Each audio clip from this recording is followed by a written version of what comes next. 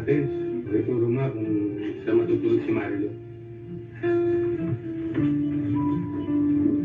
Dito ka? Nothing good. Good night. Good night, Benji.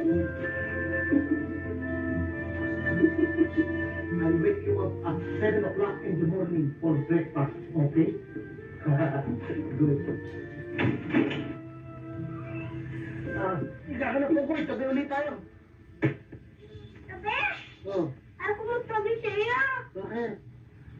Gusto ko kay Tito Bertie, malilin na mo. At kami bilis mo patulog para target.